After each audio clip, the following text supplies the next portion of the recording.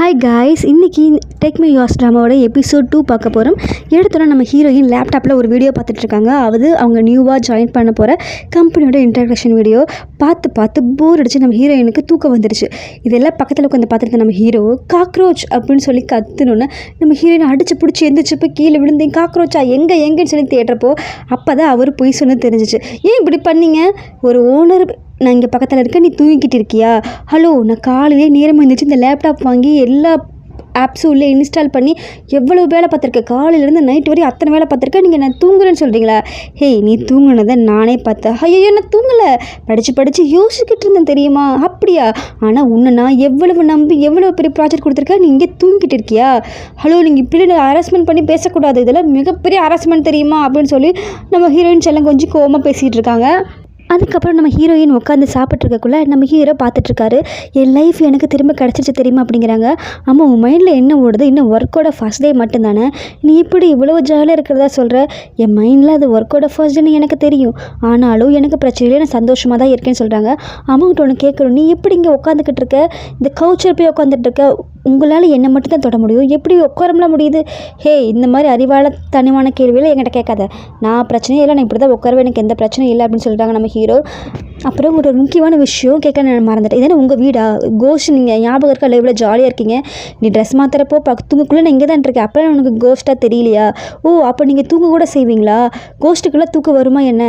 நான் கொஞ்சம் நேரம் கண்ணை மூடி எப்போவுமே படுத்துப்பேன், அப்படி இருக்கங்க அடுத்து நான் ஒரு மனுஷங்க எனக்கு ஞாபகம் வருது, இல்லாட்டி நான் அதையும் என்றைக்கோ மறந்துருப்பேன் தெரியுமா அப்படின்னு சொல்லி சோகமாக பேசிகிட்டு இருக்காரு நம்ம ஹீரோயின். திரும்பி பார்த்தா நம்ம ஹீரோயின் உட்காந்துக்கிட்டே தூங்கியாச்சு, கையில் அந்த ஃபோக்ஸோடு அப்படியே படுத்து தூங்கிட்டு இருக்காங்க. நம்ம ஹீரோயினோட இந்த பிள்ளை எப்படி தூங்கிட்டு சொல்லி கிட்ட போய் அப்படியே அவங்கள தொட்டு இந்த இந்த குச்சியை எடுக்கலான்னு சொல்லிட்டு எடுக்கக்குள்ளே பார்த்தா குச்சி தொட முடியுது. நம்ம ஹீரோனால் யாரையுமே எதையுமே தொட முடியாது, நம்ம ஹீரோயினை மட்டும்தான் தொட முடியும். ஐயோ, அந்த குச்சி கூட தொட முடியாது, ஆனால் பார்த்தா தொட முடியுது. அவங்க அப்படியே குச்சி மெல்லமாக எடுத்து கீழே அப்படின்னு கையில் வைக்கிறாங்க. அந்த நிமிஷம் நம்ம ஹீரோயினை தொடலை, பார்த்தா குச்சி கீழே விழுந்துருச்சு. கீழே விழுந்த குச்சியை அவங்க தொட்டு பார்க்குறப்போ தொட முடியல, திரும்ப வந்து ஹீரோயின் கையில் இருக்க குச்சி தொடரப்போ தொட முடியுது. அதுக்கப்புறம் தான் புரியுது அவருக்கு, ஓ, ஹீரோயின் மூலமாக நம்ம எந்த பொருளையும் நம்மளால் தொட முடியும் அப்படின்னு நம்ம ஹீரோக்கு தெரியுது. அதுக்கப்புறம் ஹீரோயினை பிடிச்சி ட்ரெஸ்ஸை பிடிச்சி இழுத்து பார்க்குறாங்க. அப்படியே ஹீரோயின் நம்ம ஹீரோ மேலே சாஞ்சிட்டாங்க, அப்படியே தூங்கிட்டு இருக்காங்கப்பா. நம்ம ஹீரோ அவங்கள பார்த்து செல்லங்குஞ்சி கையில் தூக்கிட்டு போய் பெட்டில் படுக்க வச்சு தலையெல்லாம் தடை விட்டு குட் நைட்மா அப்படின்னு ரொம்ப பாசமாக அன்பு அழுகிறாரு. அடுத்தல நம்ம ஹீரோயின் வேகமாக கிளம்பிக்கிட்டு இருக்காங்க. ஐயோ, என் ஃபோன் எங்கே? ஐயோ, என்னோட கீ எங்கேன்னு சொல்லி நம்ம ஹீரோவை ஒரு வழி பண்ணி எல்லாத்தையும் எடுத்துகிட்டு வேலைக்கு கிளம்பிட்டு இருக்காங்க. நீ வேலைக்கு போறியா? ஏன் இவ்வளோ அவசரம்? உங்களுக்கு என்ன தெரியும்? இது என்னோட ஃபர்ஸ்ட் நாள் தெரியுமா, நான் போய் ஆகுறேன்னு சொல்லிட்டு திரும்பி பார்த்தா நம்ம ஹீரோ காணோம். போயாச்சா அப்படின்னு சொல்லி நம்ம ஹீரோயின் வேகமாக ஆஃபீஸ் போகிறாங்க. ஆஃபீஸில் படிக்கட்டு ஏறுறப்போ நம்ம ஹீரோ வந்துடுறாரு. ஏய், நீங்கள் எப்படி இப்போ இங்கே வந்தீங்க அப்படின்னு நம்ம ஹீரோயின் கேட்டால், நான் எப்படி வேணாலும் பறந்து வரவா, அதை பற்றி உனக்கு எந்த பிரச்சனையும் இல்லை, இன்றைக்கும் ஃபர்ஸ்ட் டேயோட வேலை, வா போகலான்னு சொல்லி கூப்பிட்டு போகிறாரு. இங்கே ஓடும் அப்படின்னு சொல்லி கேர்ளு, அவங்க தான் உங்கள் ப்ராஜெக்ட்டுக்கு வந்து ட்ரைனிங் கொடுக்குறவங்க, நீ போகணுன்னு அவங்கள பார்த்து பேசு அப்படின்னு சொல்லிட்டு உள்ளே போய் பார்த்தா நம்ம ஹீரோவோட பிஏ வந்து நிற்கிறாரு. ஹீரோயின் பார்த்துட்டு அவங்க பேரை சொல்லி, நீங்கள் தானே அது, உங்களோட ப்ராஜெக்ட்டுக்கு நான் தான் சீஃப் செஃப், நான் தான் உங்களுக்கு அந்த ப்ராஜெக்ட்டுக்கு ஹெல்ப் பண்ண போகிறேன், ட்ரைனிங் கொடுக்க போகிறேன்னு சொல்கிறாங்க. ஓ, அப்படியா? நம்ம ஹீரோயினுக்கு வந்து ஓகே தேங்க்யூ சொல்கிறேன். நம்ம ஹீரோக்கு ஆச்சரியம், என்னோட பிஏ இவன் எப்படி உனக்கு ட்ரைனிங் கொடுக்க முடியும்? ஒரு கேர்ள் தானே ட்ரைனிங் சொல்லி போட்டிருந்தேன் அப்படின்னு நம்ம ஹீரோ சொன்னோன்னே நம்ம ஹீரோயின் ரெண்டு பேரையும் பார்த்துட்டு நம்ம அந்த அசிஸ்டன்ட் கூட ஜாலியாக பேசிட்டு இப்படி கேட்கணும்னு நினச்சா, என்கிட்ட வந்து ஒரு பொண்ணு தான் ட்ரைனிங் வருவாங்கன்னு சொன்னாங்க, நீங்கள் எப்படின்னு சொல்லி ஹீரோயின் கிட்டே.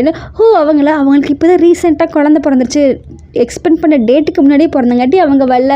ஓ, அப்படியா? குழந்தை பிறந்துச்சா? செலிப்ரேஷன் பண்ண போனாங்களா? ஆமாம், அந்த குழந்தை எவ்வளோ அழகாக க்யூட்டாக இருக்குது தெரியுமா சொல்லி சொல்லி செல்ஃபோன்லாம் எடுத்து அந்த பிஏ வந்து காமிக்கிறாரு. நம்ம ஹீரோக்கு அப்படியே ஜெலஸ் ஆகுது. ரெண்டு பேரும் முறைச்சி நம்ம ஹீரோயினை பிடிச்சி இந்த பக்கம் இழுத்துட்டாரு. அவங்க அப்படியே தோலை குளிக்கிட்டு, சரி நீங்கள் வாங்க அவங்களை கூப்பிட்டு போகிறேன்னு சொல்லிட்டு டிபார்ட்மெண்ட் கூப்பிட்டு போகிறாங்க. டிபார்ட்மெண்ட் கூப்பிட்டு போய் அவங்களோட டேபிள் காமிச்சு நிற்க வச்சுட்டு, நான் உங்களுக்கு என்ன ஹெல்ப்னாலும் கேளுங்க, இன்றைக்கி ஃப்ரீ டே தான், எவ்வளோ தெரிஞ்சுக்கோங்க, நாளைக்கு வந்து ப்ராஜெக்டோட மீட்டிங் இருக்குன்னு சொல்லிட்டு அவங்க போயிடுறாங்க. நம்ம ஹீரோகிட்ட பேச முடியாது இல்லையா, எல்லோரும் ஒரு மாதிரி பார்ப்பாங்க. அதனால் ஃபோனில் டைப் பண்ணி, நீங்கள் ஓகேவா, ஏதாவது ப்ராப்ளமாக, அவர் வந்தது உங்களுக்கு பிடிக்கலன்னு கிடத்துக்கு, ஹலோ அதெல்லாம் ஒன்றும் இல்லை, அவன் என்னோட பிஏ, திடீர்னு போடவே எனக்கு கன்ஃபியூஷன் ஆகிடுச்சு, அதனால தான் நான் பேசினேன், போய் சொல்லுறது உங்களுக்கு ஜெலஸ் தானே அப்படின்னு சொல்கிறாங்க. நம்ம ஹீரோ வந்து முறைக்கிறாங்க. நம்ம ஹீரோயின் உட்காந்துக்கப்புறம், இங்கே பாரு, நீங்கள் வந்து ஃபுல் டே வேலை பார்க்க வரல, என்னை யார் கொலை பண்ண வந்தாங்கன்னு கண்டுபிடிக்க வந்திருக்கு, அதை மட்டும் மறந்துடாது அப்படின்னு கொஞ்சம் டென்ஷனாக சொல்லிட்டு போயிடுறாரு. ஆமாம்ல, நான் வந்த விஷயத்தையே மறந்துட்டேனே அப்படின்னு சொல்லிட்டு யோசிச்சுட்டு கம்ப்யூட்டர் ஓப்பன் பண்ணி வேலை செய்ய ஆரம்பிச்சிடுறாங்க. அப்போ நம்ம ஹீரோயின் அடுத்து நம்ம ஹீரோவோட அக்கா காமிக்கிறாங்க. அவங்க வந்து இந்த ரெப்ரசன்டேட்டிவ் தனியாக பார்க்கணும்னு சொல்லி கூப்பிட்டு வர சொல்லியிருக்காங்க. இவங்களும் பார்க்க போய் 2 பேர் பேசிகிட்டு இருக்காங்க. எதுக்கு என்ன வர சொன்னீங்க? ஆமாம், நம்ம 2 பேரும் பிஸி ஷெட்யூல் தான். இப்போ நம்ம கான்ஃபரன்ஸ் கால் புக் பண்ணி அவங்க கூட பேசினாலும் எந்த யூஸும் இல்லை. ஏன் எப்படி சொல்கிறீங்க? நம்ம சீனியர் மேனேஜர், பிரசிடென்ட் எல்லாருமே பார்த்து அவங்க எல்லாருக்குமே இது ரொம்ப அதிருப்தியாக இருக்குது. அதாவது நம்ம ஷேர் மார்க்கெட் ஸ்டாக் ப்ரைஸ் வந்து குறைஞ்சிக்கிட்டே இருக்குது. அது நம்ம எம்டினால தானே சொல்கிறாங்க. இந்த ஆர்டிகல்ஸ் கூட அவர் வந்து ட்ரிங்க் பண்ணி வண்டி ஓட்டினால இந்த ஆக்சிடென்ட் ஆகிருக்குன்னு சொல்கிறாங்க. இது வந்து டைம் வந்து அவர் வேக்கப் பண்ணுற வரைக்கும் நமக்கு டைம் கிடையாது. நம்ம சீக்கிரம் ஏதாவது பண்ணணும். இந்த ஆக்சிடென்ட் வந்து அவர் லேக் ஆஃப் ஸ்லீப், தூக்கம் இல்லாதனால இப்படி ஆயிடுச்சுன்னு சொல்லி ப்ரெஸ் மீட் போட்டு ஒரு அறிக்கை கொடுத்தலாங்கிறாங்க. நீங்கள் என்ன பைத்தியமா? நீங்கள் தானே சொன்னீங்க இது ஒரு ஆக்சிடென்ட் கிடையாது, கொலை முயற்சின்னு. அது நான் என்னோட ஓனாக நான் சொன்னேன். ஆனால் இங்கே இருக்கிறது பிரச்சனையெல்லாம் உங்களுக்கு தெரியுமா? அவர்கள் செயல்கள் மூலமாக அந்த கல்பிரிட் கூட அப்படி பண்ணியிருக்கலாம், அவன் தூண்டியிருக்கலாம் அப்படின்னு சொல்கிறாங்க. இப்போ நீங்கள் பண்ணுறது எனக்கு சரியில்லை. ருஹாயின்னு சொல்லிட்டு ஒரு பேர் சொல்லி அவர் தான் பண்ணியிருப்பாங்கன்னு நீங்கள் சொன்னீங்களே, ஆனால் அதுக்கு எந்த எவிடன்ஸும் நமக்கு கிடைக்கல, நம்ம எப்படி சொல்ல முடியும்னு சொல்லி அந்த ரெப்ரசன்டேட்டிவ் கேட்குறாரு. நம்ம ஹீரோயின் அமைதியாகவே இருக்காங்க. நான் என்ன சொல்ல வரேன்னு உங்களுக்கு புரிஞ்சிருக்கும். நமக்கு டைம் கிடையாது, என்னால் இதுக்கு மேலே எதுவும் பண்ண முடியாது. நம்ம சீக்கிரம் இதில் ஒரு டிசிஷன் எடுத்தே ஆகணும். இது வந்து பெரிய கம்பெனி, நம்ம ஃபேமிலி மூலமாக நடந்துகிட்ருக்கு. இதை கீழே போகிறதுக்கு யாருனாலும் வெளிநாட்டிலேருந்து வந்தாங்களோ உள்நாட்டுக்கார சொந்த பந்தம் யார் மூலியமாகவும் கீழே போக நான் விட மாட்டேன். இதுக்கு உண்டான முயற்சி நான் எடுத்துக்கிட்டே இருப்பேன் அப்படின்னு சொல்கிறாங்க. நம்ம ஹீரோயின் வந்து உங்களாலே உங்கள் தம்பியாலும் இருந்தாலும் அப்படித்தான் சொன்னால் நம்ம ஹீரோயின் அவங்களே பார்த்து முறைக்கிறாங்க. உடனே ஐ எம் சாரி, என் மனசில் பட்டது சொன்னேன். உங்களை பார்த்தாலே என்ன பேசுறது என்னன்னு எனக்கு தெரியறதில்ல அப்படின்னு சொன்னோன்னா நம்ம ஹீரோயின் முறைச்சிட்டே இருக்காங்க. அவங்க எந்த பதில் பேச வரதுக்கு முன்னாடி நம்ம அந்த அக்கா வந்து அவங்களோட அசிஸ்டன்ட் வராங்க. மேடம், உங்களுக்கு அடுத்த அப்பாயின்மெண்ட்டு கூட டைம் வந்துடுச்சு, வாங்க போகலான்னு சொன்னோன்னே அந்த ரெப்ரசன்ட்டுக்கு அப்படியே கடுப்பாகுது. அவங்கள பார்த்துட்டு நல்ல சூப்பரான பிஏ தான் உனக்கு, என்னை பார்க்கறக்கு எனக்கு பொறாமையாக இருக்குது அப்படின்னு சொல்கிறாரு. அப்புறம் அவங்க எதுவுமே பேசாமல் அங்கேருந்து போயிடுறாங்க. அவங்க போனக்கோ நம்ம ஹீரோ வந்து அவனை மேலேருந்து கீழே வரைக்கும் அப்படியே பார்த்து ஜட்ஜ் பண்ணுறாங்க. அடுத்து வீட்டில் காமிக்கிறாங்க. நம்ம ஹீரோயின் வந்து ட்ரிங்க் குடிக்க போகிறாங்க. நம்ம ஹீரோ வந்து அதெல்லாம் குடிக்காத அப்படிங்கிறாங்க. நம்ம ஹீரோயின் குடிச்சாச்சு. சரி ஒன்று மட்டும் குடிச்சிக்கோ அப்படிங்கிறாங்க. ஆமாம், நான் எதுக்கு உங்கள்கிட்ட பர்மிஷன் கேட்டு குடிக்கணும்? இது என்னோட வீடு, ஞாபகம் இருக்கா இல்லையா? அப்படி சொல்ல உங்கள்கிட்ட ஒரு முக்கியமான விஷயம் நான் பேசணும். அதுக்காக தான் நீ வந்து தெளிவான மைண்டில் இருக்கணுமோ, அதுக்காக தான் நான் சொன்னேன். சரி, என்ன விஷயம் அதுன்னு சொல்லு அப்படின்னு சொன்னோன்னா முதல்ல உட்காருன்னு சொல்லி 2 பேரும் உட்கார வச்சு அவர் சொல்ல ஆரம்பிக்கிறாரு. அப்படி சொல்லியிருக்கேன். இந்த கார்ப்பரேட் சீக்ரெட்ஸை நான் வெளிவிட்டதாக சொல்லுது. ஏன்னா என் மேலே குற்றம் இருக்குது. ஆமாம் இருக்குது. அதில் இருக்க எல்லா டேட்டாஸும் நான் வந்து ஒரு பென்ட்ரைவில் கலெக்ட் பண்ணி வச்சுருக்கேன். அந்த பென்ட்ரைவ் இருந்தால் மட்டும்தான் குற்றவாளி என்னால் கண்டுபிடிச்சி இது என்னால் வெளியே வர முடியும். சரி, அந்த பென்ட்ரைவ் வந்து என்னோடய கார்ப்பரேட் ஆஃபீஸ் லாக்கரில் இருக்குன்னு சொன்னோன்னே, இப்படி என்ன சொல்ல வர, நான் போய் அதை எடுத்துகிட்டு வரணுமாங்கிறாங்க. ஆமாம், நீ இதை எடுத்து வரணும். ஓகே, எடுத்துக்கலாம். இப்போ நான் என்ன சொல்லுவது உனக்கு புரியுதா? அங்கே வந்து மற்ற எம்ப்ளாயிஸ் யாருமே அந்த அறைக்குள்ளே போக முடியாது. நீ போய் எடுத்துகிட்டு வரணும். நீ கூட இருப்பியே, நான் யார் கண்ணுக்கும் தெரிய மாட்டேன், ஞாபகம் இருக்கா இல்லையா? அப்போ தான் நம்ம ஹீரோய்க்கு வந்து ஏதோ செட் ஆகுது. உடனே ஓகே, நீ சொல்லிட்டுல, எடுக்கலாம். இப்போ எனக்கு தூக்கம் வருது, நான் போய் தூங்குறேன்னு டென்ஷனாக உள்ள போய் படுத்துக்கிறாங்க. புரியுதா இல்லையா? நாளைக்கு நேரமாக எந்திரிச்சு போகணும். மற்ற டைமில் போனால் மாட்டிப்போம் அப்படின்னு சொன்னோன்னே, முதல்ல நான் தூங்க விடு, நான் தூங்குறேன் அப்படின்னு கடுப்பாக சொல்லிட்டு நம்ம ஹீரோயின் போய் படுத்துறாங்க. அடுத்த நாள் நம்ம ஹீரோவும் ஹீரோயினும் அந்த அறைக்குள்ளே போகிறாங்க. வேகமாக நம்ம ஹீரோ வந்து நார்மல் நடந்து போகிறாரு. நம்ம ஹீரோயினா அந்த சைடு இந்த சைடு பார்த்து அப்படியே குனிஞ்சு திருடம் போகிற மாதிரி போகிறாங்க. நான் நேராக வர சொன்னேன். சரி மண்டையாட்டிட்டு திரும்ப அதேமாரி நம்ம ஹீரோயின் போகிறாங்க. போயிட்டு அந்த ரூம்குள்ளே யாராவது வராங்கன்னு பார்த்துட்டு நம்ம ஹீரோயின் போய் அந்த லாக்கர் தான் போய் திறன்னு சொன்னால் நம்ம ஹீரோ வந்து பாஸ்வேர்ட் சொல்கிறாங்க. இவங்க பாஸ்வேர்ட் போட்டு திறக்கிறாங்க. உள்ளுக்குள்ளே லாக்கர் இருக்குது, அது மேலே ஓப்பன் பண்ணால் திறந்துருது. பார்த்தா உள்ளுக்குள்ளே இந்த பென்ட்ரைவ் கிடையாது. பென்ட்ரைவ் எதுவும் இல்லைப்பா. நம்ம ஹீரோ பார்த்துட்டு என்ன இல்லையா ஷாக் ஆகுறாரு.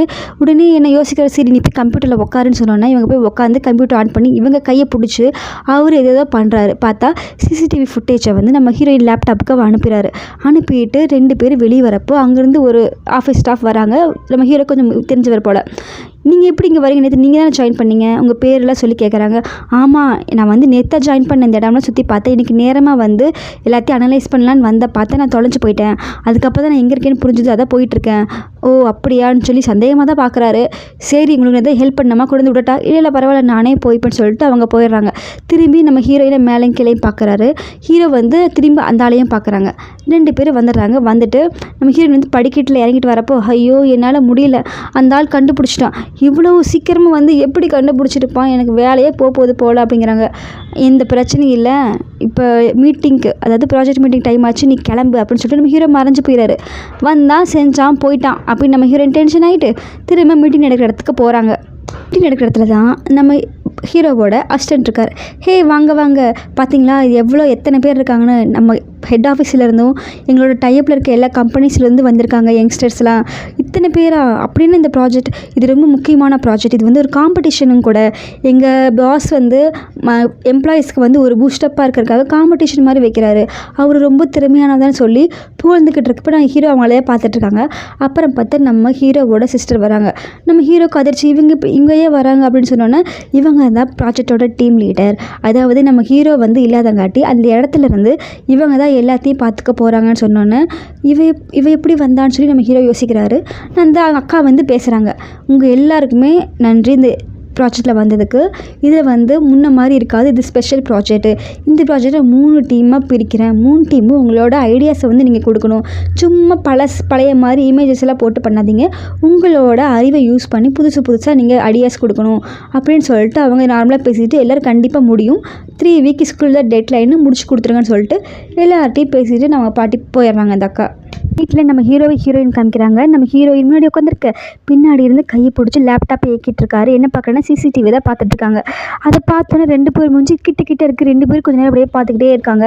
அப்புறம் திடீர்னு நம்ம ஹீரோயினுக்கு சின்ன ஓகே அப்படின்னு சொல்லிட்டு என்னமோ பேசுகிறாங்க, குளறாங்க. அதுக்கப்புறம் தான் 2 பேரும் சிஸ்டம் பார்த்தா ஒரு ஆள் போய் அந்த பென்ட்ரைவ் எடுக்க தெளிவாக தெரியுது. இங்கே பாருங்க யாரோ வராங்க அப்படின்னு சொல்லிட்டு பார்க்குறாங்க. பார்த்தா அங்கே ஒரு ஆள் எடுக்கிற யாருன்னு போய் பார்த்தா அவனோட பிஏ தான் அந்த பென்ட்ரைவ் எடுத்து வச்சுருக்கான்.